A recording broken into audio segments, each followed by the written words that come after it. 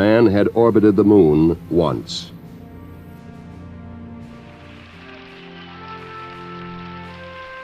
Man had test-flown the lunar module, the lunar landing craft, in Earth orbit once. But before we would commit men to a lunar landing, there were still a number of things to be worked out. This was the mission of Apollo 10. In the words of its commander, Tom Stafford, to sort out all the unknowns and pave the way for a lunar landing.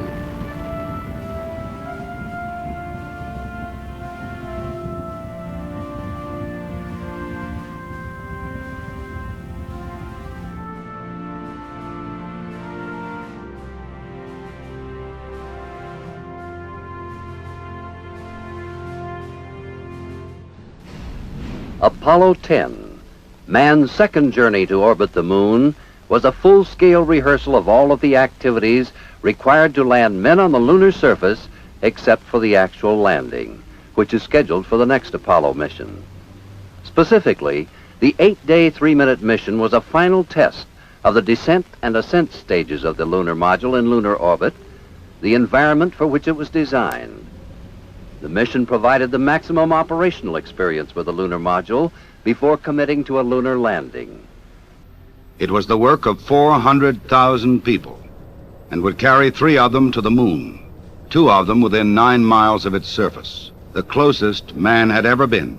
It was a flight that had to be made before others could safely land.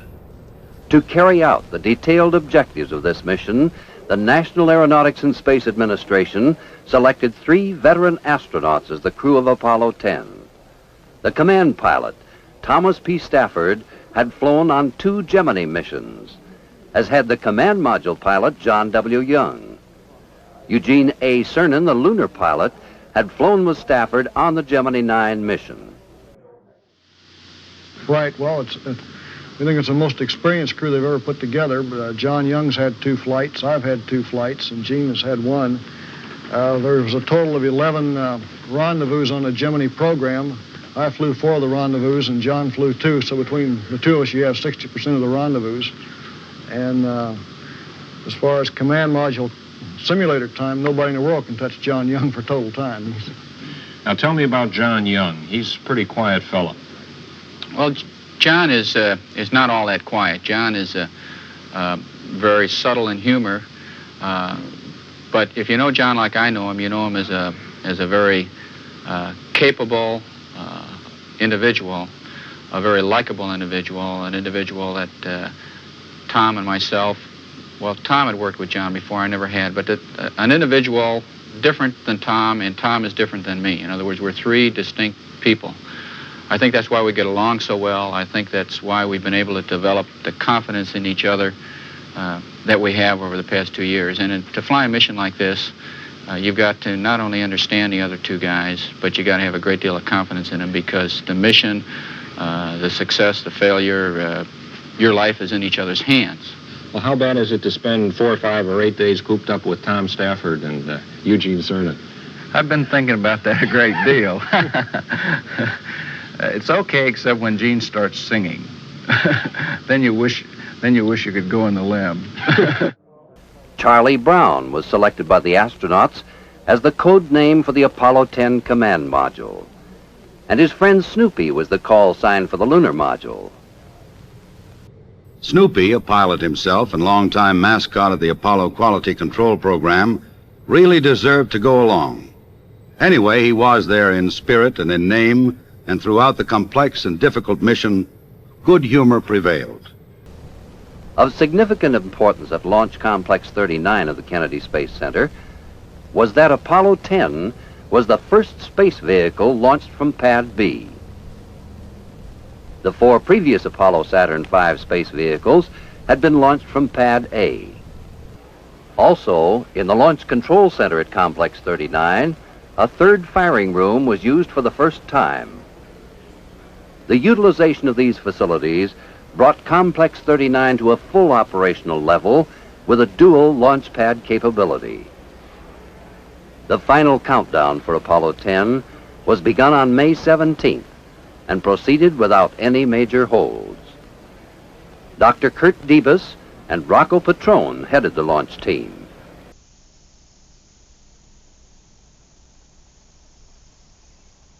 One of the basic reasons for flying this mission is to pull together all the knowledge we've had in the previous ones.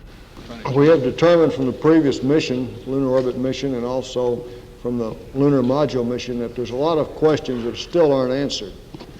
Because the way that the present setup is, there is a possibility of aborting the first landing mission unless we actually bring back the data and show what we have for altitude tracking on the lunar surface.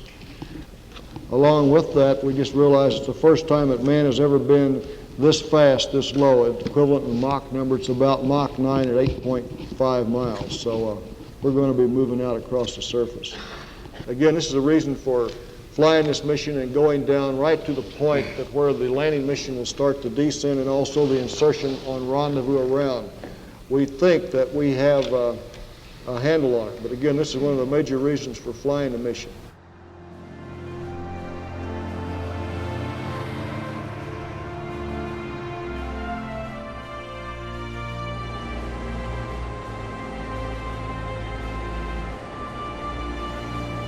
Following fueling of the mighty Saturn launch vehicle and the Apollo spacecraft, the 3 astronauts arrived at the launch pad.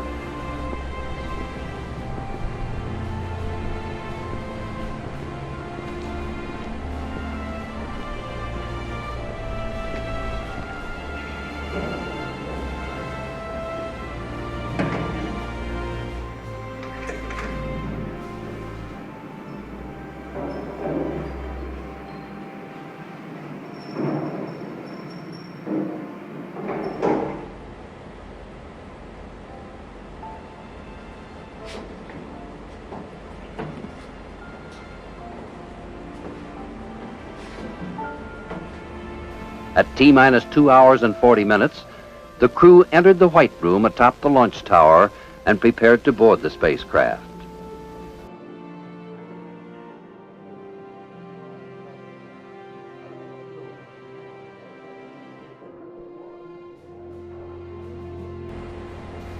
The final countdown events were monitored by some 550 government and industry personnel in the Launch Control Center. These included Dr. George E. Miller, head of the Manned Spaceflight Program, Lieutenant General Sam Phillips, director of the Apollo program, and Dr. Werner von Braun, director of the Marshall Space Flight Center, which developed the Saturn V launch vehicle. The Vice President of the United States, Spiro Agnew, and a number of national and international dignitaries were also present at the Space Center to witness the launch of the Apollo moon rocket. These included the King and Queen of Belgium and many United States senators and congressmen. The launch date and liftoff time for Apollo 10, established 4 months before launch, were selected to obtain the same lighting conditions on the moon that will be required for the actual first lunar landing mission. As the clock approached 12:49 p.m. on Sunday afternoon, May 18, 1969, the countdown for the moon-bound Apollo 10 space vehicle reached ignition precisely on schedule.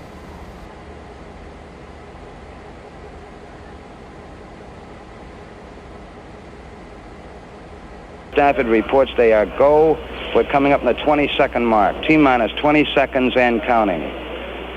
17 seconds and counting. Guidance internal. 15, 14, 13, 12, 11, 10, 9. We have ignition sequence start. Engines on. 5, 4, 3, 2. All engines running. Spaceflight seems to express extremes of every sort. An inferno below, a blizzard of ice above. Overpowering thrust contrasting with seeming reluctance to go. Liftoff. We have liftoff 49 minutes past the hour. Stafford reports the clock has started. The tower is clear. 20 seconds and 280 tons of fuel later, the rocket cleared the pad.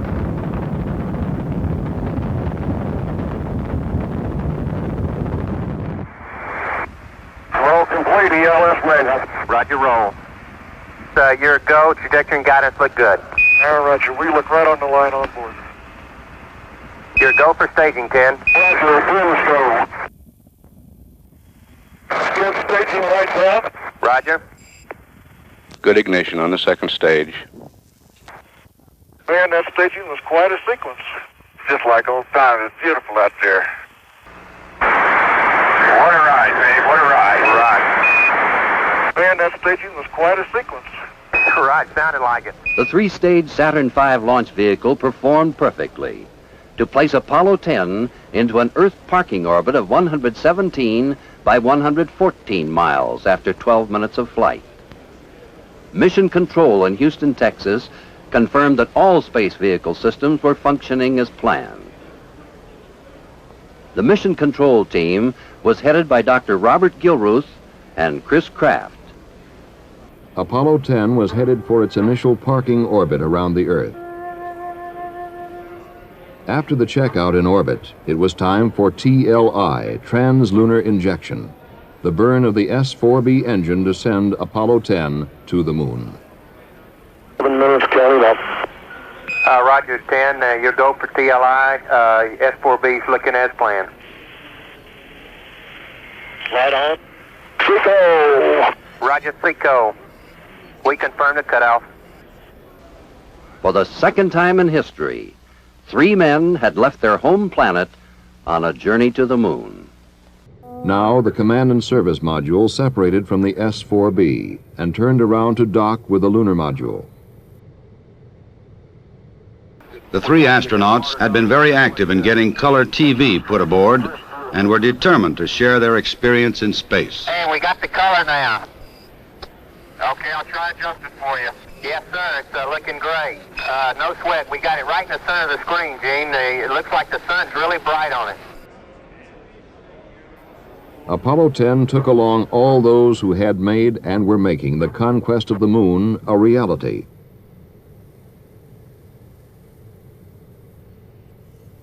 Charlie, we can't be more than about 5-10 feet away. Roger. 10, it's looking real stable to us. We show you closing slightly. Roger. Be docked in a second, I hope. Roger. 10, Houston, you're looking good. We can see the markings in the rendezvous with it. It looks like you just docked. Roger, we got a captures. You haven't fired yet. Roger.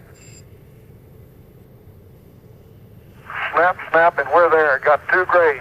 Roger. You saw the docket, Charlie. Gene, we can read the numbers on the LEM docking window. During the docking, Apollo 10 encountered its first problem. The mylar containing the insulation on the spacecraft hatches had broken, releasing a snowstorm of fiberglass in the zero gravity. Hey, we're going to have a heck of a cleaning job here. They had insulation all in the seal, all in the valve, and it's really a heck of a mess up here. For Apollo 11, it would be fixed.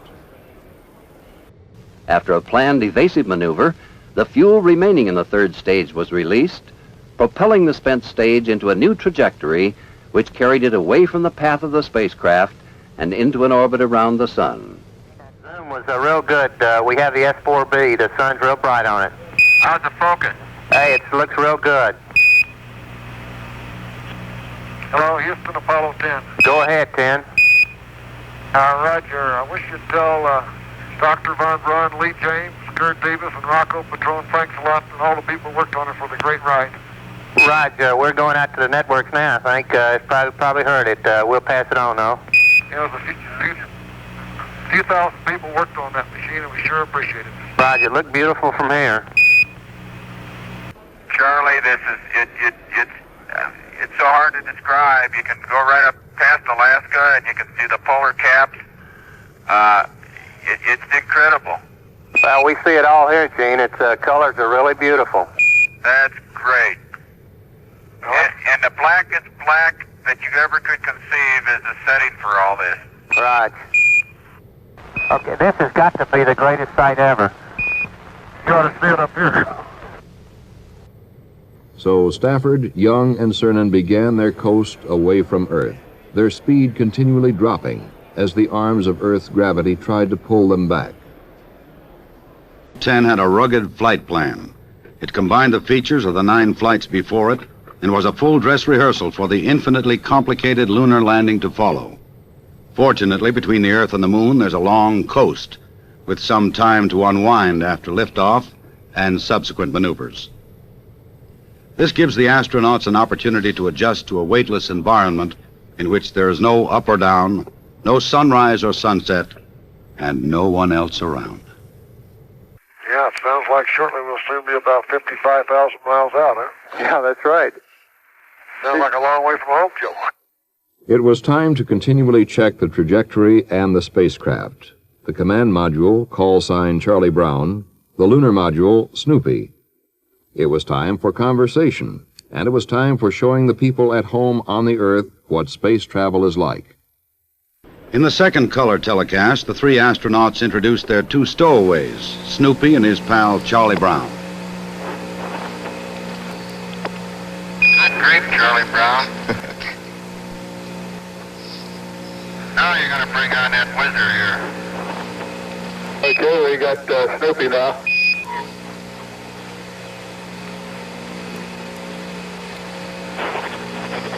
Well, he's been quiet for 2 days. He's going to get a chance to do a little whooping here in the next couple days. Roger, we noticed the resemblance there, too.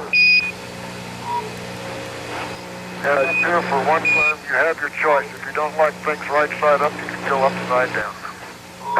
I just do whatever he says. Roger, down here. Okay, we got one of you in each direction. That's the only way to fly. I didn't know Tom had a big nose like that. On TV and in onboard motion pictures, the crew appeared deceptively idle. For the average viewer, the astronauts' humor and their relaxed appearance tended to obscure the 8 days of intense concentration. Farther and farther from Earth, Stafford, Young, and Cernan flew on their wingless flight. Now, off the rotating home planet, day and night became only a progression of minutes as the spacecraft rotated at 3 revolutions an hour. We're about to finish that ampule thing, and we're going to psych out. Okay, and tomorrow we should be around the moon. Roger. As Apollo 10 approached the moon, the main engine was again ignited to slow the spacecraft.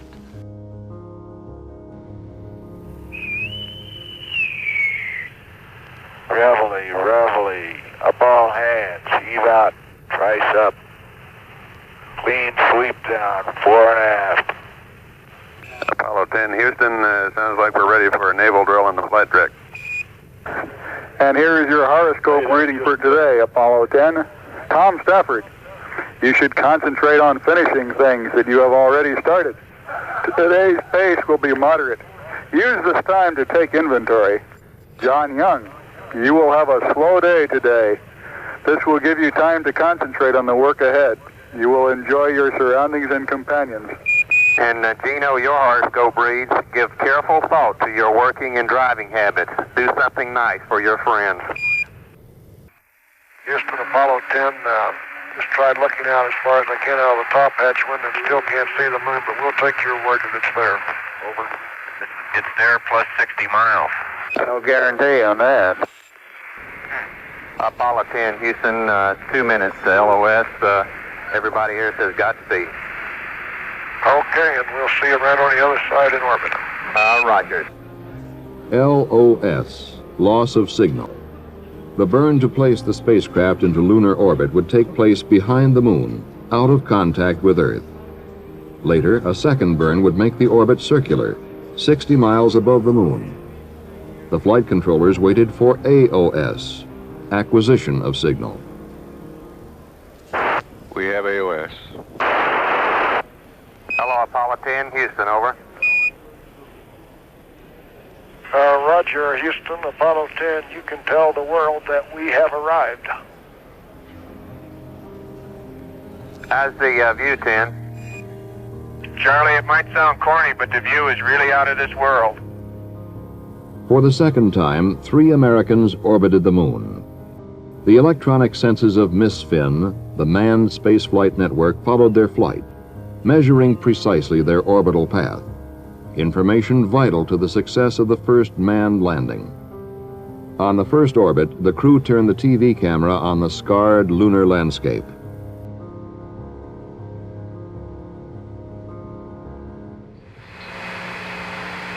As you can see in this area, the whole area is marked by these small dew craters. They're pure white when they stand out. Then they fade into a grayish, light gray brown, into a darker brownish gray as you get to the older areas. Roger, that's just the way it looks. Get into Samaria area. Now, the only thing you get into Samaria area here is you notice in the bottom of this one depression here, it's more brownish, more of a deep brown now.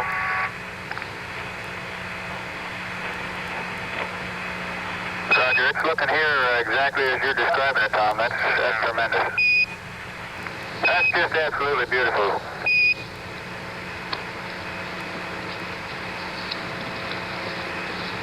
On the left, on John's side, you're looking at the Sea of Crises. On the right, we've got the Sea of Fertility.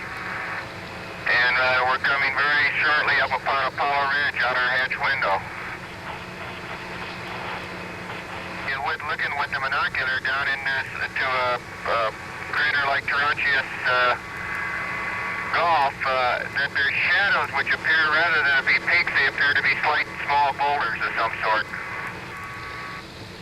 And right about there is landing site 2. It's still awful dim and the sun's starting to shaft the window. The landing site 2 is right to the left of the crater you see. That's where we'll be going down tomorrow to photograph. Roger that, Tom. And we're still getting a real good picture on that. There's a lot of good detail, although the color is starting to fade out a little. Stafford, Young, Cernan, 250,000 miles from Earth, 60 miles above our desolate satellite. Boy, this is really a rugged planet. But also looking out at the horizon and some of the mountains we can see down here, that's going to be a real kick tomorrow down at 50,000 feet. Over. We copy that. Hello, Houston, Apollo 10. We've got a beautiful view of the Earth here, but it's absolutely fantastic.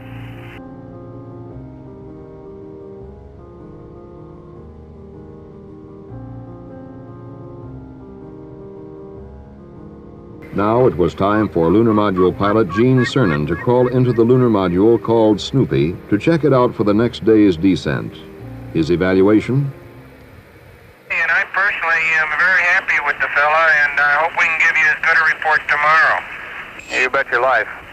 Hey, you watch Snoopy well tonight and make him sleep good, and we'll take him out for a walk and let him stretch his legs in the morning. Oh, okay. It was a prime objective of Apollo 10 to duplicate the Apollo 11 flight plan in every way. The timing, spacecraft performance, the performance of men and equipment on Earth. The only minor difference would come now. This is their lunar track as it was displayed in the control room at Houston. And this is the view they had from the command module, looking past the thrusters of the lunar module. Now it was time for Stafford and Cernan to crawl through the connecting tunnel. Right away there were problems. Roger, I say again, we cannot get the tunnel to vent, over. Roger, understand. Tunnel will not vent. This was a real problem. The vent pipe seemed to be clogged. However, the hatch integrity was checked by reducing the pressure in the lunar module. The inability to reduce pressure in the tunnel also caused a 3.5 degree rotation between the two spacecraft. Not enough to endanger undocking, but for Apollo 11, it would be fixed. Okay, Charlie Brown and Snoop, 3 minutes going over the hill. Your go for undocking, and we'll see you around the other side. Roger. Roger. The undocking took place behind the moon. When contact was re-established, Snoopy and Charlie Brown were ready for the separation maneuver prior to descent. The word from John Young and Charlie Brown was, You'll never know how how big this thing gets when there ain't nobody in here but one guy. You never know how small it looks when you're as far away as we are. Hey, John, if you get a chance, you can turn on the radar transponder and we'll correlate the VHF ranging with it. Okay, my transponder is on. Transponder is on and the test switch is in operate. I should be getting a radar signal here, and I sure don't. An electronic piece of radar equipment in the command module was not functioning. Without it, there would be no rendezvous and no low-orbit descent in the lunar module to the moon. In mission control and in the two spacecraft, switch positions and procedures were rechecked. For the descent and subsequent rendezvous were the heart of the Apollo 10 mission. From mission control, one last-ditch instruction was sent up. Roger, how about trying to recycle the power switch, Charlie Brown? In the command module, Young turned the switch off, then on again. Hey, that did it, you guys. It's on. Hey, and I got signal strength though, buddy. What do you know about that? A little thing, a stuck switch, but for Apollo 11, it would be corrected. A short burn of the service module's small engines was initiated to separate the lunar module from its mothership. The two spacecraft moved 30 feet apart and maintained station keeping for 1/2 hour, while the command module pilot maneuvered his spacecraft around the lunar module to visually inspect its exterior. Okay, Jose, say adios, and we'll see you back in about 6 hours. Right. Have a good time while we're gone, babe. Yeah, don't get lonesome out there, John. And don't accept any TEI update.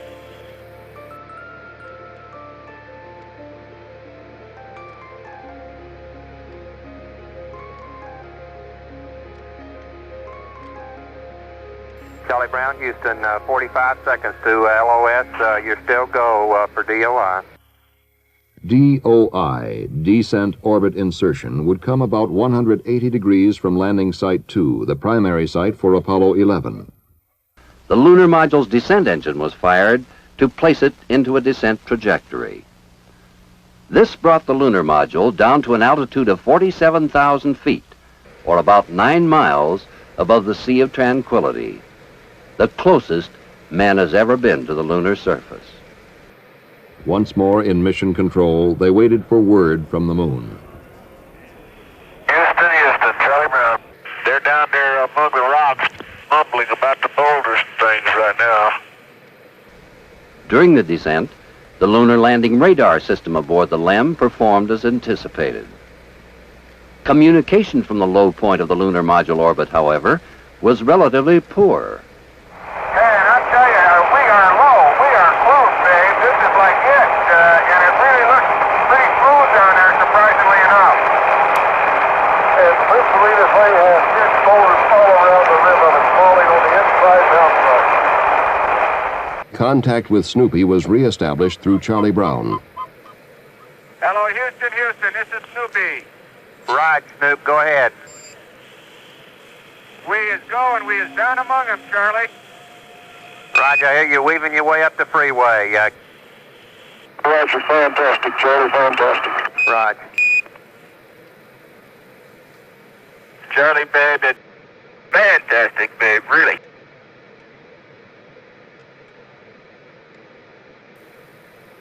We just can't believe what we're seeing. I tell you, Joe, this satellite of ours, this moon of ours, had a rough beginning somewhere back there. I tell you, we're down here where we can touch the top of some hills, though. Then, one of the key aspects of the mission. Tom Stafford describes the landing site selected for Apollo 11. Yeah, okay, the approach end looks a lot smoother than some of the orbiter photos show. It still estimates 25 to 30% a semi-clear area, so if the LEM has enough hover time, at least from what we could see at 50,000 feet, it should not be a problem. Or if you come down in the wrong area and you don't have the hover time, you're going to have to shove off. Until this time, Apollo 10 had duplicated each step of an actual lunar landing mission.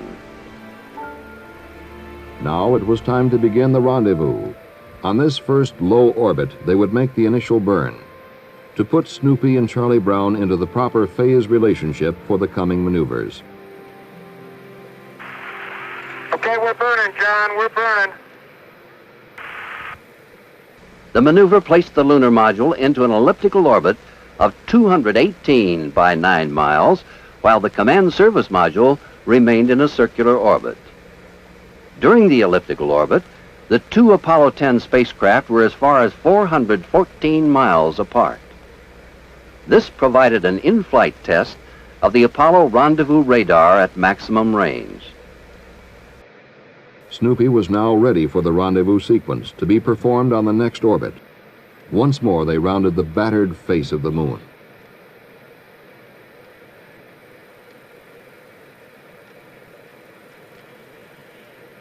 Oh, Charlie, we just saw Earthrise, and it's got to be magnificent. Charlie, I don't know how the big man must see things, but if his view is any better than ours, it's got to be fantastic.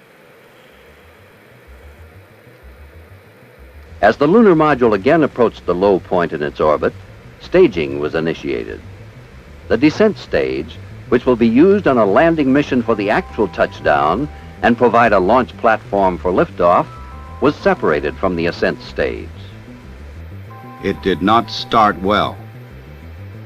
The backup guidance system apparently did not function properly. The spacecraft took a sudden and unexpected 180-degree turn. The astronauts took over manual control and stabilized the lunar module in 8 seconds. Get out of there, babe. And that's that last attitude. Snoop, Houston, we show you close to gimbal lock. Yeah, okay, something went wild there on that staging. And we're all set. We didn't lock it. We're going ahead to the Ottoman. Charlie Brown, Houston, they got staging. They had a wild gyration, though, but they got it under control. It was an unexpected system malfunction. Tom Stafford and Gene Cernan were never in any kind of danger, but for a few seconds, they didn't know that. After a few missed heartbeats, the ascent continued smoothly. The staging and ascent maneuver simulated liftoff from the lunar surface after a landing mission. At the high point in this orbit, the small maneuvering engines were fired to place the lunar module into a 52-mile-high circular orbit. The lunar module was now 17 miles below and 169 miles behind the command module. After coasting for 38 minutes, the small engines were fired again to complete rendezvous with the command module. Fixed cameras were running in both spacecraft as they slowly closed together. It was old hat for the veteran crew. In Gemini, Stafford had flown 5 rendezvous, Cernan 4, and Young 3. Hey, Joe, we're about ready to dock. Stand by. Okay, John, you're into about 5 feet, babe. Looking beautiful. Hello, yes, Snoopy and Charlie Brown are hugging each other. Roger that. We heard him down here. The highly successful docking was accomplished smoothly, expeditiously, and on schedule at 106 hours and 33 minutes into the mission. Stafford and Cernan then returned through the connecting tunnel to the command module. They had spent more than 8 hours flying the lunar module around the moon. Actually, like Tom said, there's a lot of people who did a good job, and I tell you, these vehicles so far, that little Snoopy was a real winner. We concur. That big Charlie Brown is no slouch either. The ascent stage was then jettisoned by the crew. Now we're all back in the command module. The tunnel's all locked up, and we're in attitude and standing by the step here when you give us the word. We can go ahead and separate now, Charlie Brown. Okay, Houston, we'll give you a countdown. We're all set to go for separate. Give you a 5 count. 4, 3, 2, 1, fire. Man, when he leaves, he leaves. Yeah, it was right into the sun, babe. Right into the sun. At a signal from ground command, its engine was burned to propellant depletion. thrusting the ascent stage away from the command module into solar orbit. Ground contact was maintained with the ascent stage until its batteries were depleted some 12 hours later. During this period, numerous tests of ascent stage systems were conducted from mission control. The big day was finished. A whole string of new firsts had been added to the books. Things looked good for a lunar landing, but there was still the homeward leg to think about. The Apollo 10 flight plan again differed from that plan for the landing mission in that Apollo 10 spent an extra day in lunar orbit conducting lunar landmark tracking and extensive scientific photography. This included detailed stereo and oblique photos of potential landing sites on the lunar surface. Deep canyons or rills, massive craters, and majestic mountain ranges were photographed. This photo of the Sea of Tranquility shows the smooth area where 2 Apollo 11 astronauts will soon land and set foot upon the moon. After orbiting the moon 31 times, the Apollo 10 crew prepared to fire the spacecraft's main engine to escape lunar gravity. Trans-Earth injection. The one burn of the mission that absolutely had to work. Everything looks good for TEI. Roger, we're go here, and we'll see on the way home. Again, this most difficult of all maneuvers would take place behind the moon, cut off from earthly contact. Roger, Houston, we are returning to the Earth. Over. Glad to have you on the way back home, 10. The burn was so accurately targeted and executed that only one minor course correction was required during the 240,000-mile return trip to ensure entry into the Earth's atmosphere at the proper angle. For the last time, Apollo 10 watched the sapphire called Earth rise over a stark lunar horizon. And as they had throughout the mission, Stafford, Young, and Cernan shared with us the sights and feelings of their voyage through color television. You guys are really hauling the mail out of there. Oh, you better believe it. It's like we're climbing straight out, Joe. It's a fantastic sight. It's like we were shot straight out from the center of the moon. You're going about 6,000 feet a second. During the 2-day coast to Earth, there was time to reflect on some of the small achievements, along with the big ones. For example, life on board was enormously improved over other Apollo flights. The food was better. The schedule permitted them to take their meals and rest periods all at the same time. They used to be staggered, as had sleep periods. And most important to the crew, there were no instances of motion sickness or colds or intestinal disease. One reason for this might have been the special exercises planned before the flight. Head movements to avoid nausea, tumbling to help adjust to weightlessness.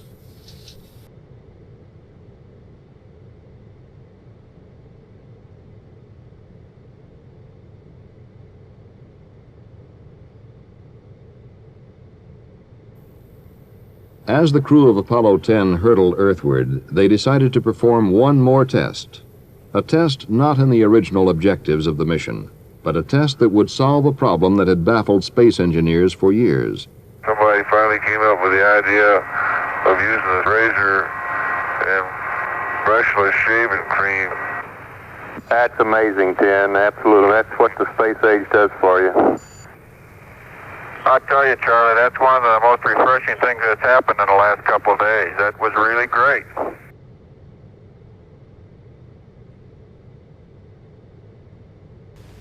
A final TV transmission from Apollo 10 included scenes of their approach to the good Earth. Jack, one reflection that we felt very strong about as we show you our last telecast here of the Earth is that we felt very strong about sharing with you some of the adventure, the excitement, the challenges, and the rewards of these 8 days. And through this endeavor, we hope that we've made you and millions of people of the world more of a part of the history that's being made in our day and age. We have a little more work to do, and then we'll be back with you. It'll sure be great to be back. It's been utterly unbelievable, the mission has. We've really enjoyed every bit of it. So until we see you again, we'll say so long. I can't tell you what a rewarding and satisfying experience this has been. It's had its moments, as I said. I'm just thankful that through the medium of television we've been able to share it with so many people in real time. I'm convinced after this mission, none of them are going to be easy, but nothing is impossible, and I think the future of manned spaceflight from now and for many generations to come is going to uncover many, many other new challenges and experience that we've yet are really incapable of even conceiving at this time. It's been a great 8 days. Of course, we're looking forward to get home, and I guess next time we'll be talking to you and seeing you. We'll be back on the ground. Thank you. Well, the final closeout telecast of Apollo 10, we just want to say that it's just been fantastic. The total views that we've seen on this total mission, and again, like Gene pointed out, no mission's easy, and it's been a lot of work, but we've enjoyed the whole thing greatly. And also the main thing is we've been able just in real time on some of the major parts of the mission to share this with you. Like we pointed out, that fantastic view when he left the moon, man has certainly progressed a long ways in just such a short few years. And how much we're going to progress in the future is left to your imagination. But if we harness our energies and keep our perspectives right, the goals are unlimited. And so from the five of us, Gene Cernan, John Young, Tom Stafford, Snoopy, and Charlie Brown, we'd just like to say goodbye. And here's our little symbol for the mission. And we'll see you back on the water in the South Pacific. In fact, we should land about 300 miles east of Samoa in approximately 5 hours. So from the crew of Apollo 10, it's been great being with you, and goodbye. Guidance looking real good from here. We'll be attempting to contact you again after blackout at 3:28, over. Roger. Okay, the guidance is coming in. Looks good. Roger, 10. Velocity 36,331, still increasing. Downrange to splash point, 1,315 nautical miles.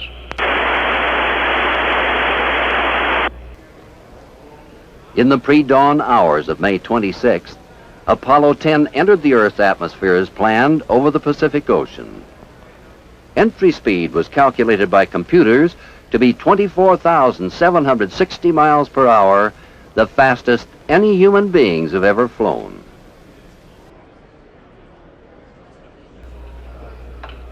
Splashdown will be approximately 25 minutes prior to local daylight in the Princeton prime recovery ship area, which is standing by on the aiming point.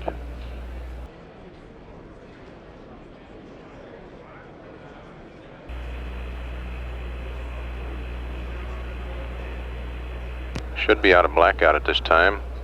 We have a first report that Samoa Rescue 1 aircraft staging out of Hickam Air Force Base has a visual contact. Hey Houston, we're short, 6 miles short right now, and we're coming on in. Flying about 14. This machine is flying like crazy. Boy, it's really short. Roger, 10, we copy, and we've got you on TV.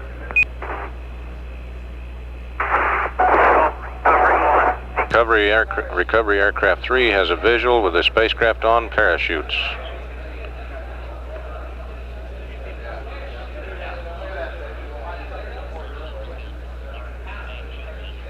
The path of the spacecraft was so accurate that entry and parachute deployment were photographed from its recovery ship. The 8-day, 750,000-mile journey of Apollo 10 was completed on schedule at 12:52 Eastern Daylight Time as the command module splashed down within 3 miles of the helicopter carrier USS Princeton. Splashdown.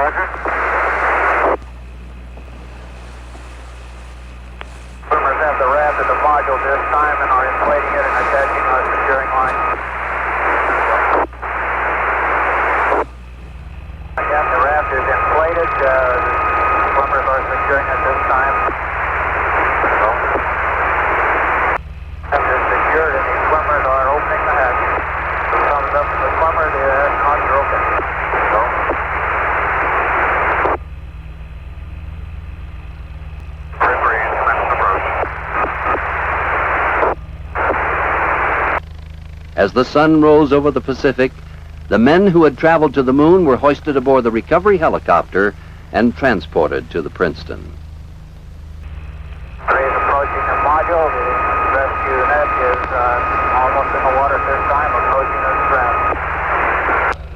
crest. The device lowered from the helicopter is known as a Billy Pugh net. About halfway up. Recovery 3 is commencing his approach for the second astronaut.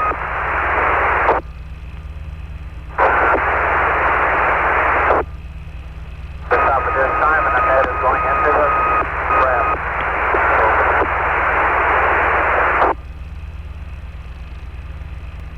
Second crewman being hauled up now in the Billy Pugh net toward the Recovery 3 helicopter. Recovery 3 is commencing his third approach for the third astronaut. Recovery 3 is at the raft. The net is in the raft at this time. The third astronaut is climbing aboard. Third and last crewman now being hoisted up into the helicopter. The third astronaut is aboard Recovery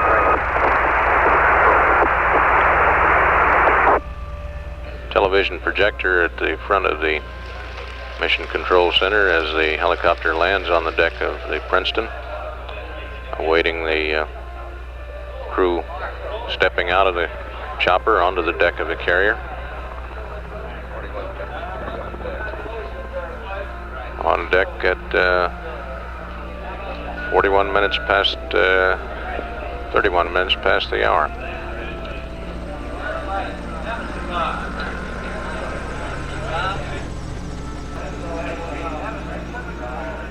NASA Administrator Thomas O. Payne here in the control center, as is Manned Spacecraft Center Director Dr. Robert Gilruth. It's almost elbow to elbow in here.